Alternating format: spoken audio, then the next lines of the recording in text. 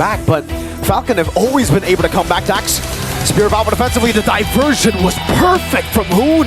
They need this one. Midas Fury coming down as a retribution. Benny's the one who gets this shot, gonna be caught in the midst of it all. White Chicken jumps in with the diversion into the back, and now the electrifying beats will melt PX7. Really allows them to tighten their gameplay, right? Because Mobazane is able to contribute to opening up the map and is able to go more aggressive with a bit more of a safety net. See, the taunt coming down, Dax already very low. Fart Chicken gonna jump into the back line. Mobazane wins out the retreat battle. Midas Fury catches two, but Chicken electrifying beats onto Kid X. Royal Milk caught in the Brazers, Wrath forced back. White Chicken with a double kill, and BTK with the early dub. BTK, this is the impact really of having Mobazane on this Frederick. Oh. There, oh, Benny. Zia, just looking for the...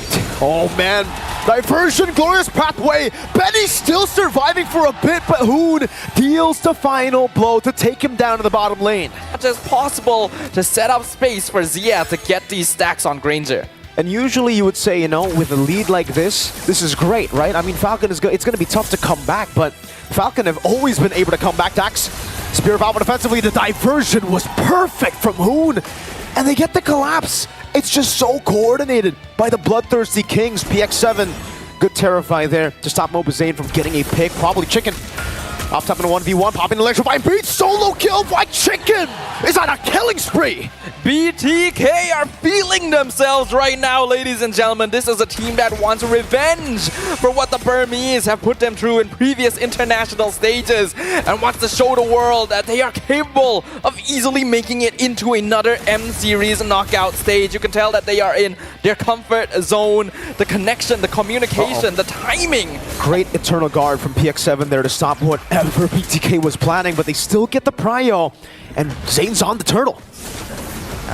Being able to secure this turtle would help a lot. BTK already on a 3K net worth lead. Falcon Esports, they need this one. Midas Fury coming down as a retribution. Benny's the one who gets this shot, gonna be caught in the midst of it all. White Chicken jumps in with the diversion into the back, and now the electrifying beats will melt PX7. Zane falling down, but it's just Zane. That's Sonata 1 from Zia. That's a flicker from Zia. A Rhapsody, and Chicken will be dancing with the beats. Ooh, Falcon Esports successfully securing the turtle by just dropping one by one to a relentless pursuit from the Bloodthirsty Kings. You can really see that there's a little bit of a personal vendetta here. They are really chasing them down, and there's a lot of confidence in their ability to achieve that. The Joy EXP lane, not something that we've seen in a long time, but actually a surprisingly effective position for the hero, since giving her vengeance allows her to be a much bigger threat, especially now that she no longer has that CC immunity that she started off with when she was introduced. You would think that Phoveus would be a bit more effective at dealing with a dash hero, but nowadays, with the revamp that has been added to him, it's actually more difficult for him to stay on top of White Chicken. Revenge for Royal Milk, perhaps. Chicken low gets out. Barely there. Good calculation. The Bloodthirsty Kings, it's a bit off, right? I mean, usually when you see a Granger, especially with a Fredrin, you would think that they would play it front to back. But Bloodthirsty Kings are playing front to back with the frontliners not being as tanky as a normal front to back composition. They're playing the frontliners as divers. So with the aggression, they're able to get space for Zia to just shoot them down. I think that's a very unique way to play this front to back. Yeah, frontliners as divers actually seems to be the traditional BTK style, right? That's the reason why Mobazane really enjoys these tankier junglers. It enables them to go for the same sort of aggressive stance that you can with a front to back. For the turtle. Dangerous positioning, White Chicken in the back line. Electrifying Beast with Glorious Pathway now to Midas Fury and Eternal Guard. 3 members knocked up. That's another knock up onto 3. But it does not matter. Zia was free to just gun them down, and he's looking for more. Dax is zoned away, and BTK didn't lose a single member in that skirmish. Yeah, unfortunately, in the current meta, we are seeing more classic tank heroes like the Minotaur not having as much of an effect as it used to compared to before. It's just not tanky enough after the more recent nerfs, the HP across the board, and Minotaur not really being that tanky in the first place. Bloodthirsty Kings are just basically surviving all of the initial engagements and then turning it around on Falcon once they've run out of cooldowns. Now they're rotating up top. The siege from BTK continues. 3 turtles, a 7,000 gold lead at 7 minutes.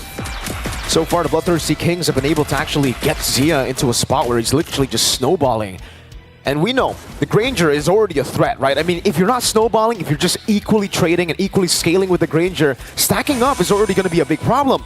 But now that Zia's 3 kills ahead and he has so much farm on his name, I wonder how many stacks he has, right? And if it's enough already to get to technically that mid-game, or sorry, late-game power spike for Zia, even though we're in the mid-game. I don't think it's quite to the late game power spike yet, but he has definitely started to overcome the mid game power spike for Granger, right? So this is a very comfortable position for BTK to be in. Falcon does still have the Bruno, but hold on. Good punishment of Vengeance is right there. Fried Chicken will still be able to survive, and he actually now gets Counter Spear of Alpha, but Dax falls. It's a shutdown. Oh, Betty barely flickering out, almost getting caught by a very low Fredrins of Fraser's Wrath. Still though, 3 for 1. Chicken dies. It's a shutdown. Behind at this point, it is going to take them a miracle to be able to turn things around against BTK, Diversion. and they're just continuing the pressure. A full crush connects. Will fall Chicken dancing in the back. Benny will be able to kite away. That's Sonata not close enough. Royal Milk body blocking the shots from Zia. They get another kill over. It's Dax and Kid X for Fried Chicken. Oh boy, we are seeing the reason why teams are respect banning this Fredrin. Oh, Sky Piercer. Oh, yep, there it is. I really like this timing as well. We saw previously the Granger being played, I believe, by Twisted Minds, going for the Sky Piercer very early on to try and build stacks, but this is a better timing where Zia is already in the position to be able to get those stacks easily. The first Lord pushing up top lane usually doesn't do all that much damage, but with the amount of advantage that BTK have under their belt right now, Falcon Esports, their counter engage is not bad, but they're simply not able to dish out enough damage to actually be a threat to BTK. They cannot even survive the initial burst, not to mention deal with Mobazane. They were slow pushing up top. Oh my god, a shot! Oh, who gets it with the lethal ignition? Zia constantly just poking him down. Dax in the mid lane, clearing out the way. The Lord has dealt with one. Chicken trying to look for an angle. Now the Glorious Pathway is placed down. Royal Milk will be forced to flicker out. The Yin reaction ready. Dax still able to clear out the mini waves. Lord taken down up top. And Falcon half defended. But BTK with the first Lord are able to crack a base turret open, and they're looking for more in the mid lane. Yeah, the higher your lead is with the first Lord, the more damage you can do. And even Fried Chicken being teleported in. With a diversion, out of Vengeance as well. Gets knocked out with a Minute's Fury, and Chicken should die. Sane though, in the midst of it all, still able to survive. Dashes out the safety! And Zia guns him down. One last Death Sonata earlier. 3-4-1 trade. Who looking for Fried Chicken?